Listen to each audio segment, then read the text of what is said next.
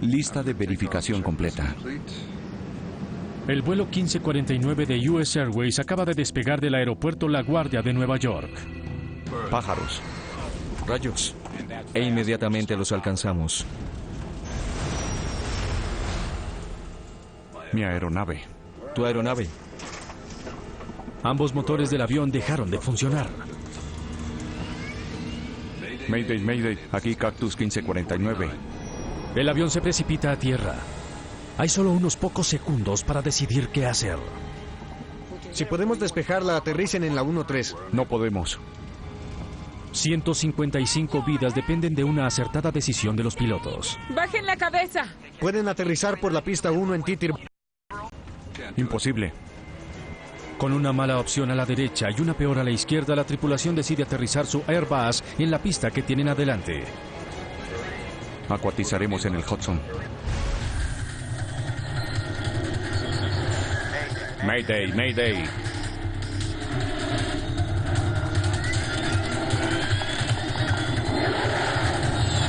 Catástrofes aéreas. Esta es una historia verdadera. Está basada en informes oficiales y declaraciones de testigos oculares.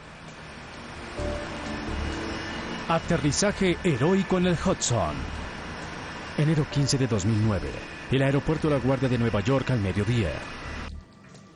Les pido un momento de su atención. El vuelo 1549 de US Airways es corto, desde la ciudad de Nueva York hasta Charlotte, Carolina del Norte. Creo que hará menos frío en Charlotte. El cojín de la silla sirve como dispositivo de flotación. En la cabina de mando están el capitán Chesley Sullenberger, de 57 años, Despegue. y el primer oficial Jeffrey Skiles, de 49. Estábamos retardados porque el tiempo estuvo malo más temprano, pero en ese momento el tiempo había mejorado para nuestro despegue. Solo había nubes esponjosas. 28, soltar frenos. Punto 28 para Cactus 1549. 150 pasajeros están a bordo del Airbus 320 de fabricación europea. El empresario Clay Presley va camino a casa en Charlotte. Llegué al aeropuerto La Guardia. Hacía mucho frío, había nevado ese día y se aproximaba una tormenta. Queríamos estar seguros de alcanzar el vuelo. Podrían cancelar o demorar los vuelos posteriores.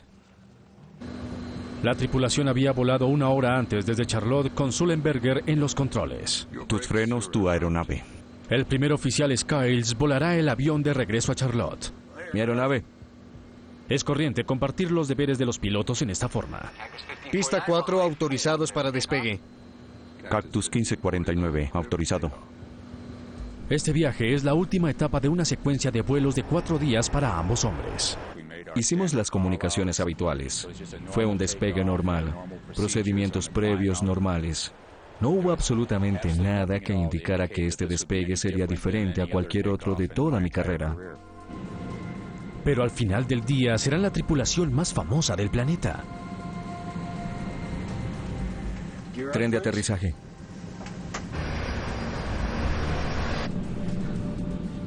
Arriba. Patrick Harten es uno de los controladores que manejan el tráfico saliente de La Guardia hoy. Tiene uno de los trabajos más estresantes del mundo. Cuando me siento frente a un radar, soy responsable por todas las personas en todos los aviones bajo mi control. Y lo asumo con seriedad. Salida de Nueva York, contacto radar. Asciendan y mantengan 1524 metros. El vuelo partirá de La Guardia con rumbo noreste y luego iniciará un lento giro en sentido sur hacia Charlotte. Creo que tenía 3 o 4 aviones en mi frecuencia en ese momento y fue un despegue normal. Otro de los vuelos que he manejado 1.000.000 de veces. Impulsada por 2 motores General Electric, la aeronave despega.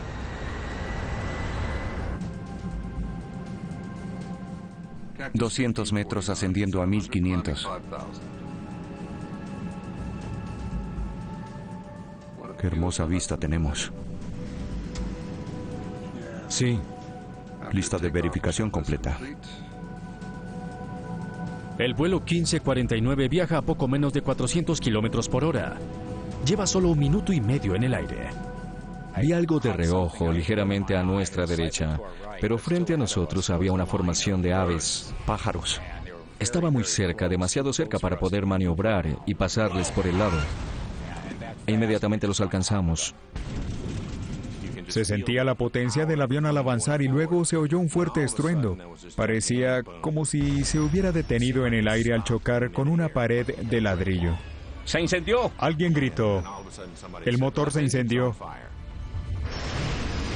Rayos, antes de que pudiéramos evaluar la situación, Tenemos uno apagado. Los dos. ambos motores se apagaron. Inicio de encendido. Solo 13 segundos después de que comienzan sus problemas, Sullenberger asume el control del avión en apuros. Mi aeronave. Tu aeronave. Saca el QRH. Pérdida de empuje. El QRH o Manual de Referencia Rápida es una guía paso a paso para manejar emergencias. Mayday, Mayday. Aquí Cactus 1549. Chocamos contra pájaros. Perdimos empuje en ambos motores. Volvemos a la guardia. Cuando un piloto dice Mayday o declara una emergencia, paso de un estado concentrado a un estado hiperconcentrado. Solo tengo en mi mente la emergencia y en encontrar una solución. Regresen a la guardia. Giren a rumbo 220. 220. Un olor invadió la cabina. Algo se quema. Sí, queda combustible. Selector de modo de motor de encendido. Lo que pensaba en ese momento era que teníamos que reiniciar un motor. Palancas de empuje, confirmar desactivadas. Desactivadas. El procedimiento es reiniciar motores. Confía en que podíamos hacerlo. Óptima velocidad, relativa al aire para reinicio, 300 nudos. No la tenemos. No, Si podemos despejarla, ¿podrían intentar aterrizaje en la 1-3? no podemos. Las conversaciones con el capitán Sullenberger fueron muy cortas y concretas, apropiadas para la emergencia. Había muchas cosas para atender y no había mucho tiempo. Cuando el capitán dijo no podemos, no me molestó. Él estaba concentrado en volar el avión y eso lo entendí. Mi deber era pasar a la siguiente opción. Entendido, aterricen en la 3-1. Imposible. Harten todavía quiere que el avión regrese a la guardia, pero el vuelo 1549 está a solo 122 metros de altura.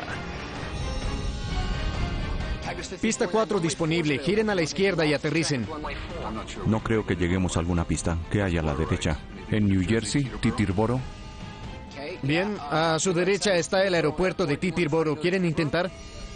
Titirboro es un aeropuerto pequeño del lado de New Jersey del río Hudson, pero está a varios kilómetros de distancia y sin motores, el vuelo 1549 cae rápidamente. Bien. ¿Quieren intentarlo? Sí. Cuando el controlador de tráfico aéreo mencionó Titirboro, miré el mapa y me preocupó que intentara llegar porque no creía que lo haríamos. Estábamos sentados en silencio. Esperábamos información ansiosamente. Queríamos que nos tranquilizaran, que nos dijeran que todo saldría bien. Oímos que el micrófono se encendió. Habla su capitán. Esperábamos que dijera, tengo la situación bajo control, todo saldrá bien, llegaremos a salvo, daremos la vuelta, regresaremos y aterrizaremos. Prepárense para impacto. ¿Qué quiere decir con prepárense para el impacto? ¿Que vamos a chocar? ¡Bajen la cabeza! No tenía idea cómo debía prepararme para el impacto. Todos miramos a nuestro alrededor. ¿Qué debíamos hacer? Intenta con el 1. Ya lo activé. Bien, actívalo. Mientras la tripulación lucha por volar su avión dañado, Patrick Harten todavía intenta encontrarles un aeropuerto. Trabajé en el aeropuerto de Titirboro durante unos 3 años, lo conocía bien. ¿Pueden aterrizar por la pista 1 en Titirboro? Imposible. ¿Cuál pista sugieren? Acuatizaremos. ¿Qué dice? Repita. Oía lo que decía, pero mi mente no quería comprender. Acuatizaremos. Era una sentencia de muerte para él, y yo no quería aceptar el hecho de que todo hubiera terminado. No creo que regresemos a la guardia. Le envié un correo electrónico a mi esposa que decía, te amo. No quería preocuparla. Bien. Ahora, sube los alerones. Pensé, excelente. El río Hudson era nuestra mejor oportunidad. Era lo único a la vista en donde podíamos aterrizar este avión.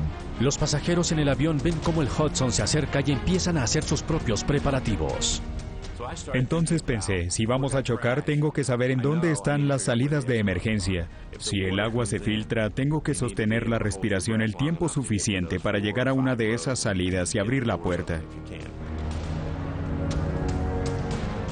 Alerones arriba, 76 metros de altura.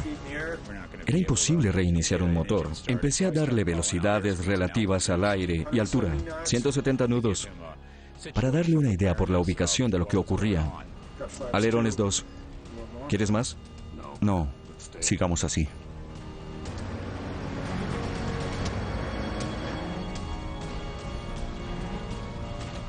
¿Tienes otra idea? No.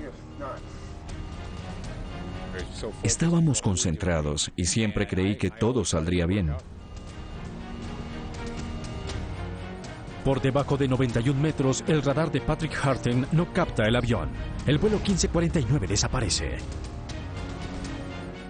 Cuando la aeronave desapareció de mi radar, asumí que no habría sobrevivientes. En la cabina, los pasajeros se preparan para lo inevitable. Los pasajeros empezaron a unirse y alguien gritó cuando caíamos. Una mujer gritaba insistentemente. ¡Agáchense! ¡No quiero morir! ¡Bajen la cabeza! Las personas que estaban junto a las puertas dijeron, estamos listos. Preparémonos.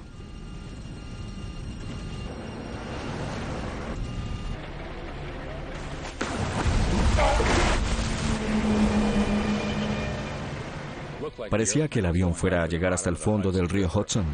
Lo único que veíamos era una cascada de agua sobre el parabrisas.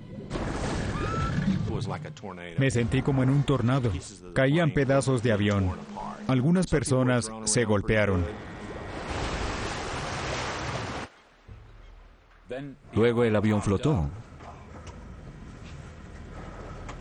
y se mecía suavemente por la corriente.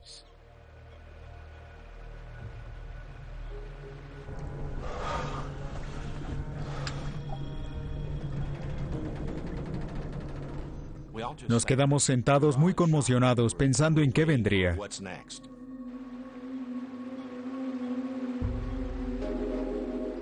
El vuelo 1549 de US Airways estuvo en el aire solamente 5 minutos y 8 segundos. Después de un aterrizaje extraordinario, los pasajeros y la tripulación ahora afrontan un nuevo peligro. El avión tiene filtraciones. El agua helada del Hudson entra a la cabina.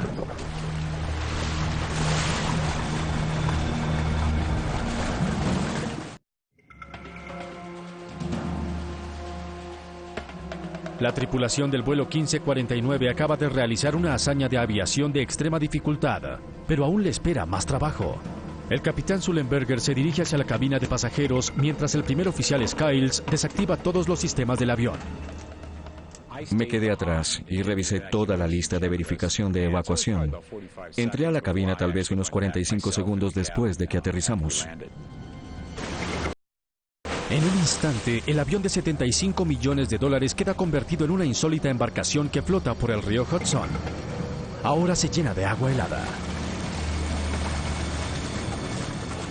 El agua estaba muy fría y los pies se nos congelaban. La gente recobró la cordura. Muchos decían, abran las puertas. En la sala de control de tráfico aéreo, Patrick Harten no tiene idea siquiera de que el avión aterrizó a salvo.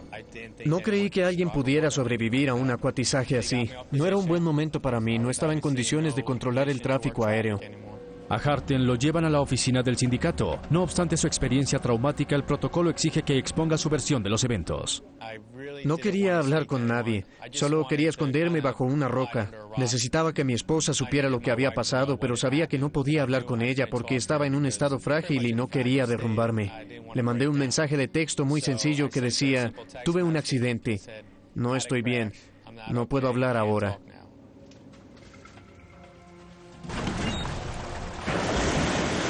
Los pasajeros que están más cerca de las salidas de emergencia abren las puertas rápidamente, mientras Sullenberger y la tripulación de cabina empiezan a dirigir la evacuación. Me levanté rápidamente y me dirigí hacia la salida de emergencia. En pocos pasos salí al ala.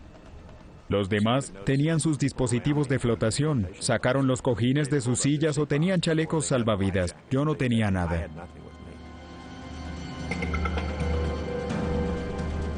Skiles se devuelve para ayudarle a la tripulación en la cabina a evacuar a los pasajeros del avión que se sumerge. Sabe que no tienen mucho tiempo y uno de los asistentes de vuelo está herido. Regresé a la mitad de la cabina. Sully, 2 hombres y yo sacamos los cojines de las sillas y los chalecos salvavidas y los distribuimos.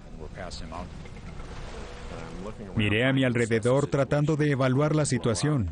¿Explotaría el avión? ¿Qué ocurriría? 6 u 8 personas saltaron al agua, temblaban de frío. Les ayudamos a volver y los subimos al ala. En la parte posterior del avión el agua sigue entrando. A los pasajeros se les pide que pasen en la parte de adelante para salir. ¡Dense prisa! Esta pesada embarcación no flotará por mucho tiempo. El agua nos llegaba a la rodilla y estaba muy helada. Cualquier parte del cuerpo que estuviera dentro del agua dolía hasta los huesos.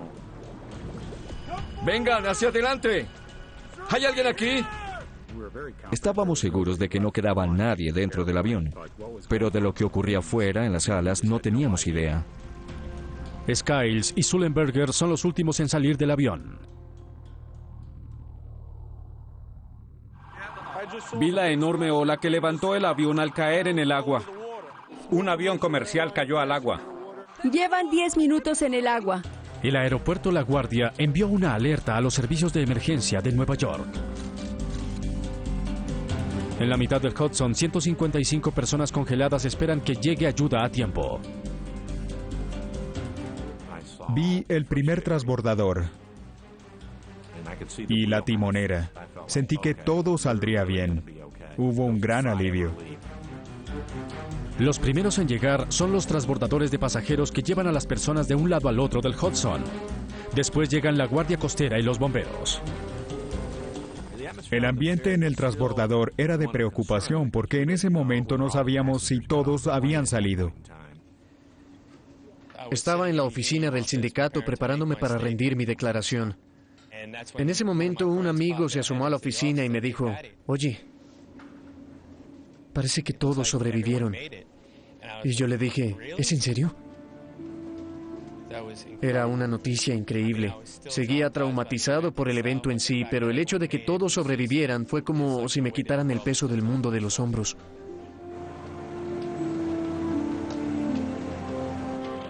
Toda la nación ve el rescate de los pasajeros y la tripulación del vuelo 1549.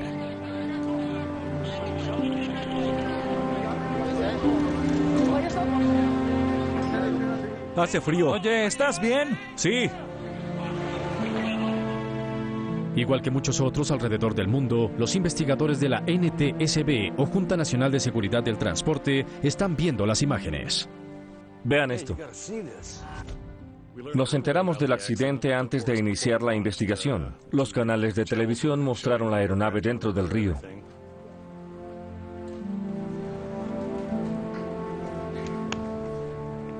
Todos están de acuerdo en que el acuatizaje es extraordinario. Es un milagro, me siento bendecido al haber sobrevivido. Me acerqué al capitán y le dije, quiero que sepa que salvó mi vida y la vida de todos aquí. Para mí, estábamos muertos y todos salimos vivos de eso. Es un milagro.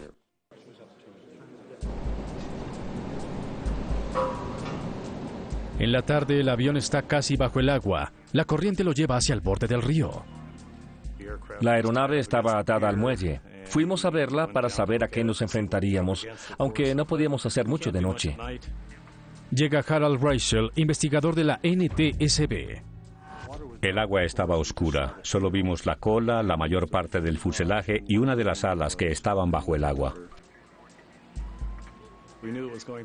Sabíamos que sería difícil sacarlo y llevarlo a un lugar en donde pudiéramos examinar sus componentes en forma controlada. Para los investigadores es una situación poco usual. Normalmente su tarea principal es descubrir la causa de un accidente. En el caso del vuelo 1549, la causa parece evidente. Pájaros. Rayos. La llamada de emergencia original fue clara. Mayday, Mayday. Aquí Cactus 1549. Chocamos contra pájaros. Perdimos empuje en ambos motores. Volvemos. Regresen. La tripulación informó que habían chocado contra varias aves inmediatamente después del despegue. Creo que todos sabían que había ocurrido un choque contra unos pájaros. Lo que la gente no sabía era qué clase de aves habían causado el accidente del avión. Pudo ser una combinación de un choque contra unos pájaros y algo más. La tripulación actuó y voló la aeronave acertadamente. Mi aeronave. ¿Tu aeronave? Saca el QRH. El piloto de US Airways logró acuatizar de emergencia en el río Hudson. Los investigadores quieren entrevistar a ambos pilotos, pero debido a su repentina fama no es fácil el acceso a ellos. Se hizo más difícil de lo habitual localizar la tripulación de vuelo y hablar con ellos. Se convirtieron en héroes.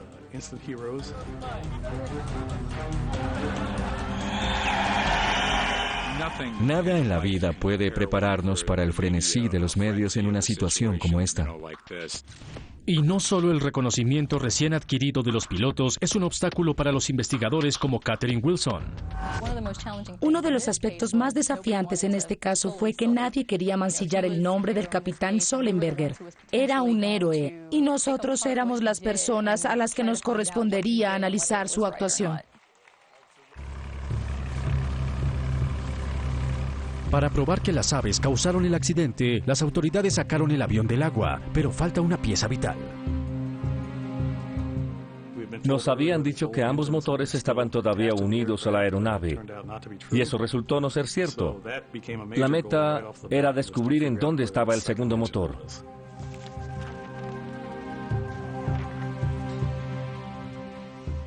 No sabíamos en dónde estaba. Concentrémonos aquí. Pero teníamos imágenes del acuatizaje y podíamos tener referencia con otras pruebas. Usamos sonar de barrido lateral que nos dio una imagen muy clara del lecho del río.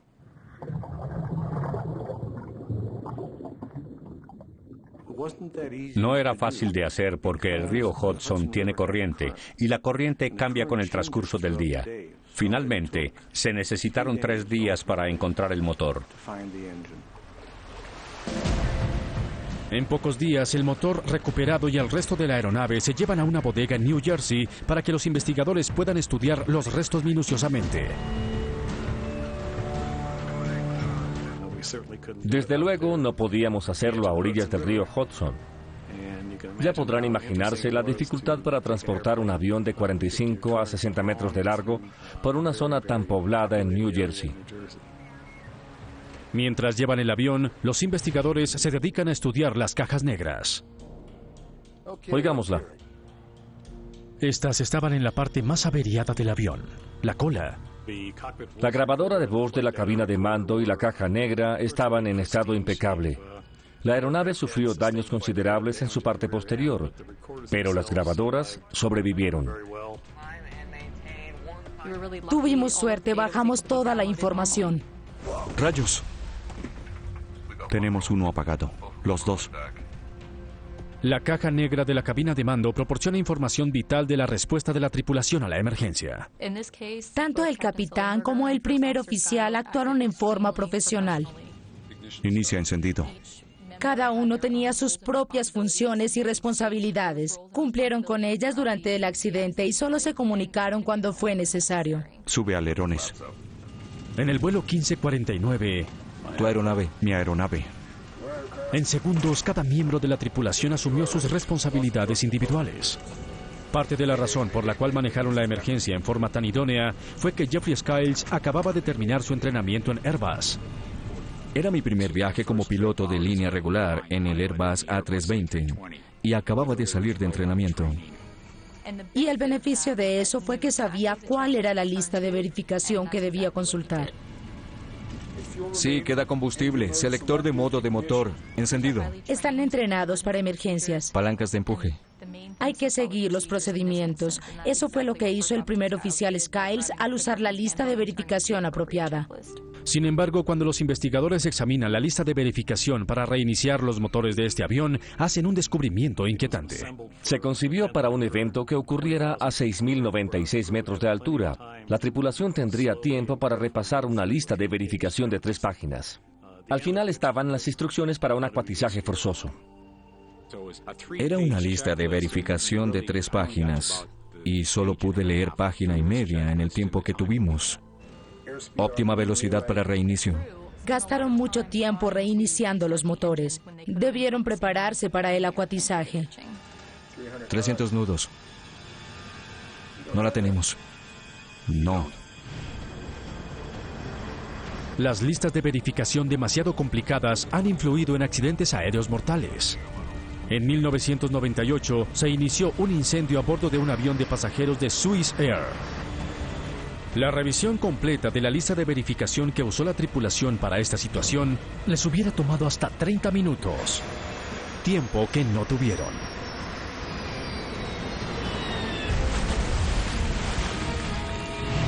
Pero en el vuelo 1549 la verificación no fue el mayor reto que afrontaron Sullenberger y Skiles. No creo que lleguemos a alguna pista. Los acuatizajes son difíciles porque si no son perfectos pueden ser catastróficos. En 1996, después de un secuestro, un capitán de Ethiopian Airlines intentó amarizar frente a las Islas Comoros cuando su avión se quedó sin combustible. Su ala izquierda tocó el agua primero y el avión hizo una media luna. Se destrozó. De las 175 personas a bordo, solo 50 sobrevivieron.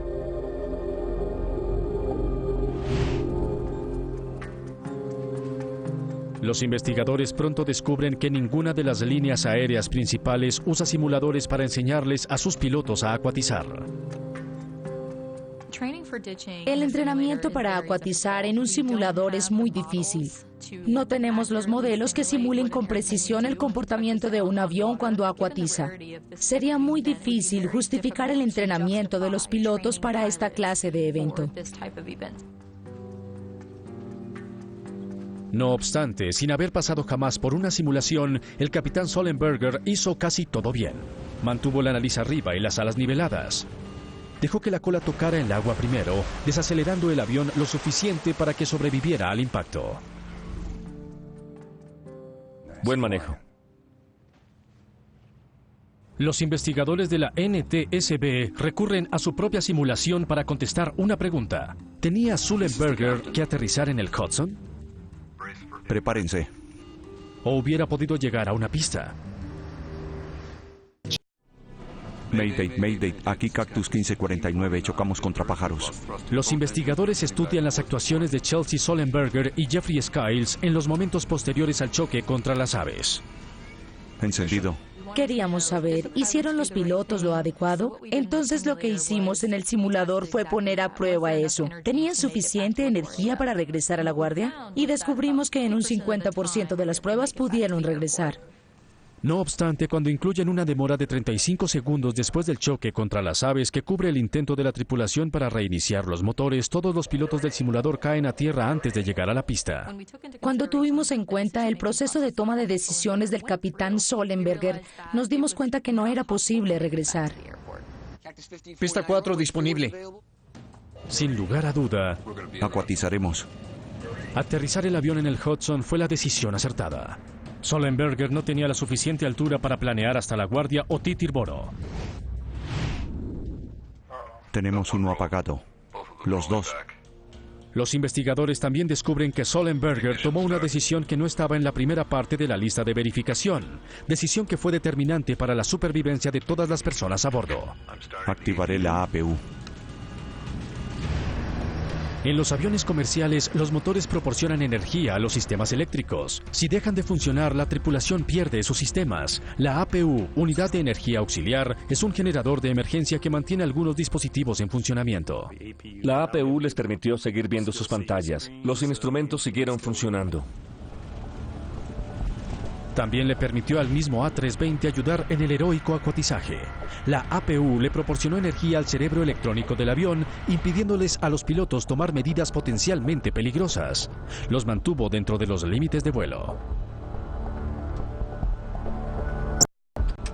Al iniciar la unidad de energía auxiliar, la tripulación pudo mantener las protecciones de los límites de vuelo que evitan que el avión entre en pérdida. Están en el límite. La información de vuelo muestra que Sollenberger iba por debajo de la velocidad ideal. La velocidad con respecto al aire llegó a 20 nudos por debajo de la indicada. Pero la computadora de vuelo del A320 está diseñada para ajustar constantemente el cabeceo del avión y evitar que entre en pérdida. El resultado habría sido catastrófico si el avión entra en pérdida. APU. La rápida acción de Sollenberger aseguró el funcionamiento del complejo sistema computarizado del avión. Le dio una red de seguridad automatizada para que tuviera la mejor posibilidad de hacer lo casi imposible. Acuatizaremos. Contamos con una buena tripulación y un buen avión. Bien. Sube los alerones. El capitán tuvo la suficiente presencia de ánimo antes del acuatizaje para dirigirse a su primer oficial. ¿Tienes otra idea? En realidad, no. Estuvieron coordinados hasta el final y eso fue definitivo. Habilidad, entrenamiento y el diseño mismo de la aeronave se combinaron para salvar la vida a 155 personas. Pero los investigadores todavía quieren saber cómo pudieron los pájaros sin utilizar dos motores de propulsión a chorro y si pueden evitar que esto vuelva a ocurrir. 8 días después del accidente, los investigadores finalmente pueden examinar los motores minuciosamente. Richard Dolber ha dedicado gran parte de su carrera a estudiar colisiones entre aves y aviones. Cuando una aeronave choca contra un pájaro, generalmente no queda mucho de él, especialmente si pasa por entre el motor.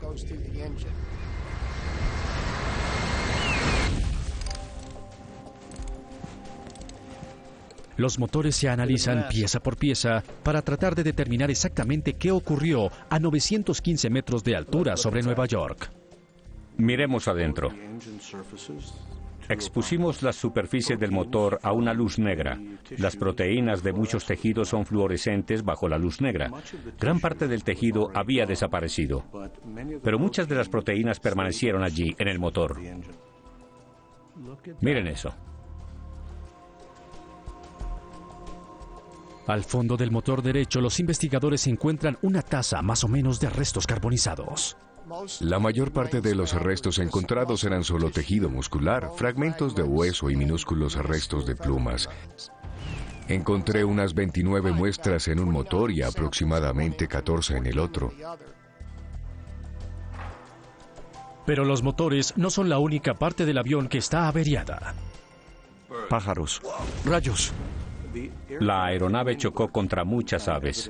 Encontramos evidencia en las alas, los alerones y el fuselaje, pero el avión aún puede volar.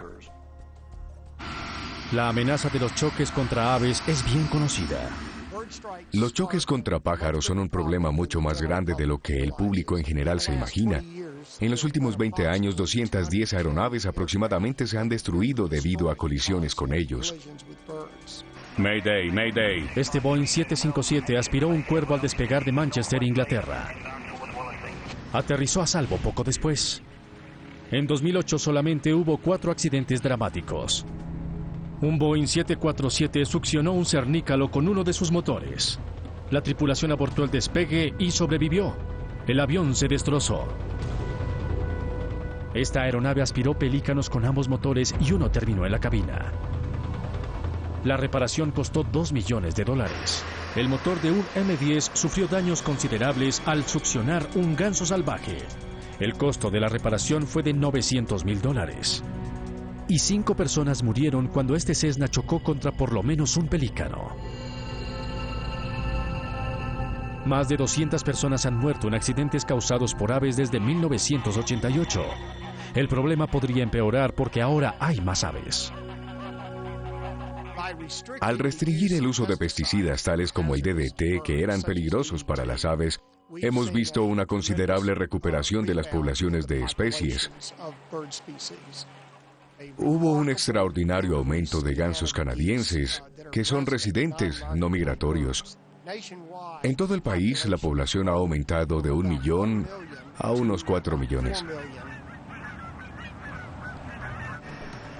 En La Guardia, uno de los mayores problemas del aeropuerto es una colonia de gansos residentes en la cercana Rikers Island.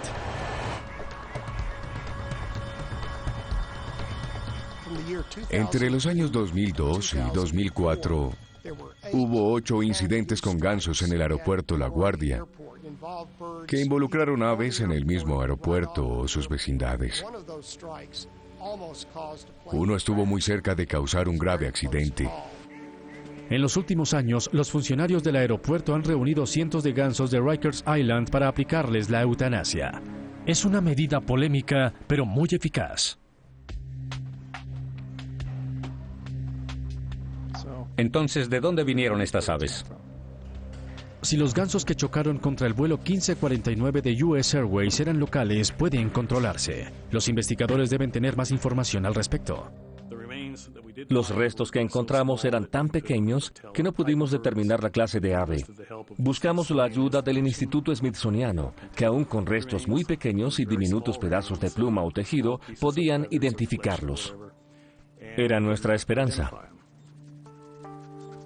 La esperanza es que el análisis de ADN de los restos no solo confirme la especie de las aves, sino también proporcione indicios de su procedencia.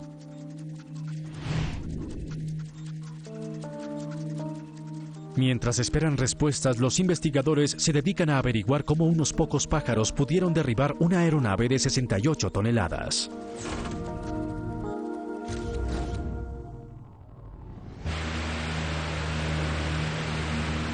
Antes de que puedan instalarse en un avión de pasajeros, los motores pasan por rigurosas pruebas para garantizar su adecuado desempeño bajo condiciones extremas. Las pruebas incluyen la ingestión de aves congeladas. Los motores CFM Turbofan que impulsan al A320 pasaron esas pruebas y se certificaron en 1996. Las pruebas con aves grandes exigida para los motores CFM consiste en disparar un pájaro de 4 libras con un cañón de aire dentro de un motor funcionando cerca de su potencia plena.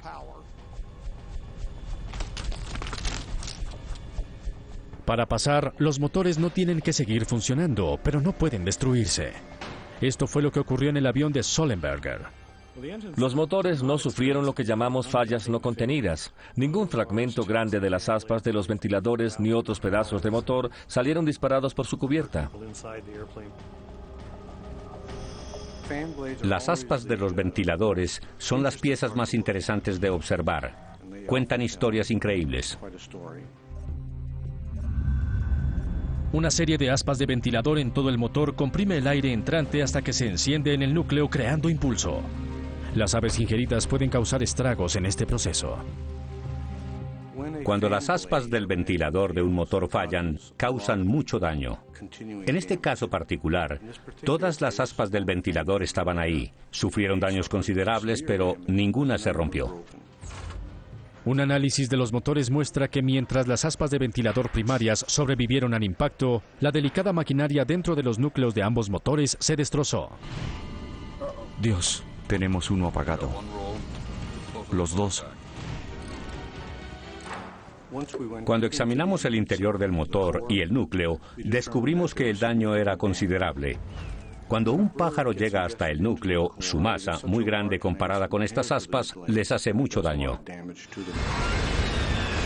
Las aves aspiradas por el vuelo 1549... Mayday, Mayday, aquí Cactus 1549. Destrozaron los compresores del motor.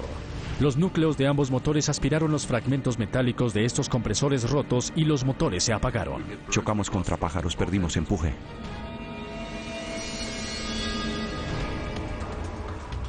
Cuando reciben los resultados de ADN del Instituto Smithsoniano, los investigadores finalmente entienden la razón por la cual se apagaron ambos motores del vuelo 1549.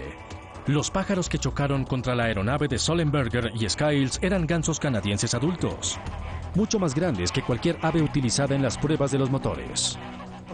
Por ese análisis sabemos que las aves succionadas probablemente cada una pesaba unos 5 kilos. Las pruebas también confirman que por lo menos 4 aves grandes chocaron contra los motores del vuelo 1549. Fue sencillamente demasiado para esos motores. Muy pocas veces un motor absorbe aves y luego se apaga por completo. Es un evento extraño, y más extraño si se trata de ambos motores. Inicio encendido. Y lo particular es que aquí ocurrió con ambos. Los dos se apagaron. Acuatizaremos. La prueba de ADN también muestra que los gansos involucrados en este accidente no eran los gansos locales que la Guardia ha luchado tanto por controlar. Estos eran gansos migratorios que habían estado en el norte de Canadá durante el verano anterior. La colisión entre los gansos migratorios y el vuelo 1549 ocurrió a 7 kilómetros del aeropuerto. Esto quiere decir que ninguno de los programas existentes para reducir el número de aves hubiera podido evitar la colisión. También significa que lo que le ocurrió a ese vuelo podría ocurrir nuevamente si no se encuentra la manera de mantener a las aves y los aviones separados.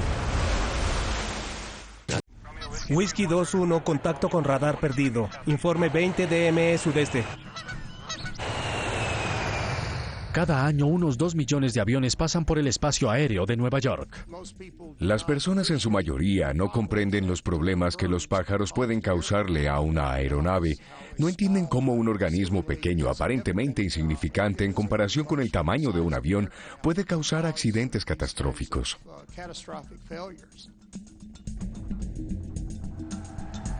La industria de las aerolíneas necesita encontrar soluciones al problema de las aves. Poner rejillas en la parte de adelante de los motores es una de las respuestas más obvias, pero hay graves inconvenientes. Las rejillas se pueden caer y romper. Serían entonces ingeridas por el motor, causando un daño similar o aún más catastrófico. Las rejillas también pueden introducir turbulencia al flujo de aire. Esta turbulencia puede privar los motores de aire, haciéndolos fallar. El tiempo invernal es también un grave problema para las rejillas de los motores. Una rejilla es el lugar ideal para la formación de hielo y lo acumulará rápidamente. Una solución más prometedora se prueba ya en varias ciudades estadounidenses, incluyendo Nueva York. En el aeropuerto John F. Kennedy, un radar especializado escudriña el cielo en busca de aves cerca de los aviones. Casi todos los aeropuertos están equipados con radares que emiten ondas radiales, las cuales sencillamente rebotan de los objetos que están en el cielo. Solo los objetos grandes se ven, y la mayor parte de esta información no se pasa a los controladores de tráfico aéreo. Su campo de acción estaría atestado de objetos. Los mástiles altos de los buques aparecerían en su radar como objetivos bajos. La aglomeración interferiría con el control del tráfico aéreo, y eso no es bueno. Pero ahora un radar para aves finalmente calibrado se prueba en el John F. Kennedy. Detecta aves del tamaño de un colibrí. Si las capta cuando pasan por las rutas de vuelo, podrían alertar a las tripulaciones. Me encantaría ver tecnología de radar para pájaros. La clave sería cómo incorporarlos sin que aumenten la carga de trabajo para un controlador.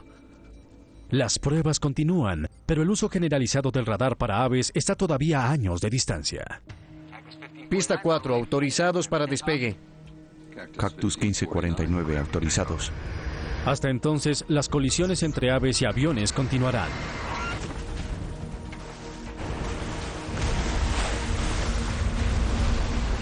Lo que prueba el desenlace seguro del vuelo 1549 es que por el momento la mejor defensa contra esta amenaza es un buen equipo en la cabina de mando. Tuvimos una tripulación con excelente entrenamiento. Mi aeronave. Tu aeronave. Saca el QRH. Todo el entrenamiento y los años que hemos volado salen en nuestra ayuda cuando la necesitamos. Mi aeronave. Tu aeronave. Sully y yo trabajamos muy bien en equipo en ese evento. Yo sabía lo que estaba en su mente y él sabía lo que estaba en la mía. Ambos desempeñamos nuestras funciones individuales, pero teníamos conocimiento de toda la situación. Regresen a la guardia. Giren a rumbo 220. 220. Este evento me hizo ver las cosas desde otra perspectiva. Aprecio más el trabajo en equipo, porque trabajando juntos podemos lograr lo que necesitamos. ¿Quieren intentar aterrizar en Titirboro? Acuatizaremos. El acuatizaje en el Hudson requirió entrenamiento y habilidad. También requirió algo de suerte. El día estaba bastante despejado. Las condiciones climatológicas eran perfectas para el río. Hubo entonces una serie de eventos afortunados que le ayudaron a la tripulación a acuatizar. En la Junta de Seguridad no vemos milagros frecuentemente, pero en este evento se unieron muchas circunstancias en el momento y lugar adecuados. Y muchos de nosotros pensamos, quizás esto sí sea un milagro. Qué hermosa vista tenemos.